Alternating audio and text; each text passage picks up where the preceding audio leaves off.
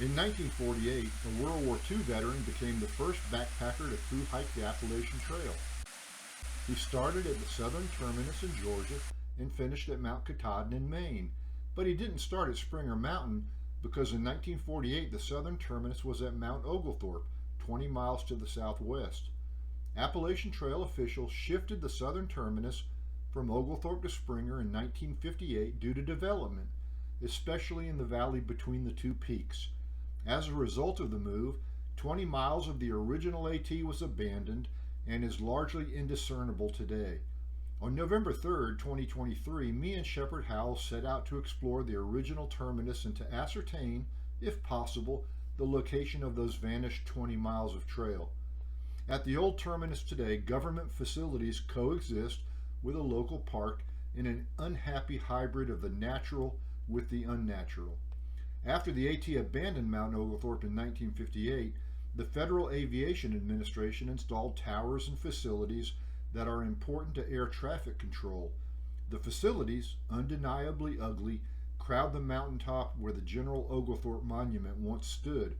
The monument was moved to Jasper in 1999, and the iconic Georgia Appalachian Trail Club plaque was moved from the summit about 100 yards down the gravel access road. Identical plaques are located today at Georgia AT landmarks like Springer Mountain, Neals Gap, Unicorn Gap, and Dix Creek Gap. The park facilities on Mount Oglethorpe include 4 observation platforms giving sweeping views to the east, south, west, and north. From the north platform, the vista extends across a wide valley to Springer Mountain.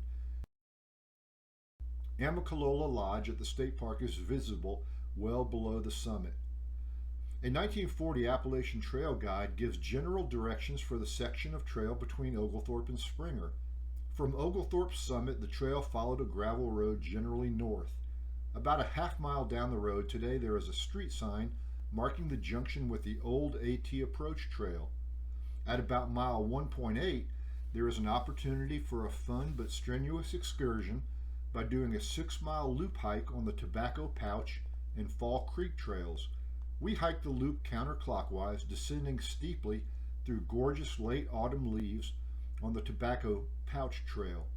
On the climb back up, Fall Creek Trail follows the creek, passing several nice waterfalls, including this one where autumn leaves covered the sloping rock face, forming a mosaic where water hadn't washed the leaves down. These trails are poorly marked, challenging to follow, and steep, so don't hike them unless you're experienced at map reading and handling strenuous mountain descents and climbs. Proceeding north along the old AT gravel road for another 3 miles, the original AT continued north, departing the gravel road at about mile 4.6. From there, the route continued north, passing within a half-mile of Tate Estates and early development. The trail crossed ridges and roads and passed through old farms, turning east for its final approach to Amicalola Falls State Park. Here's how the old AT looks on a modern highway map. At Amicalola Falls State Park, the modern approach trail is part of the old AT.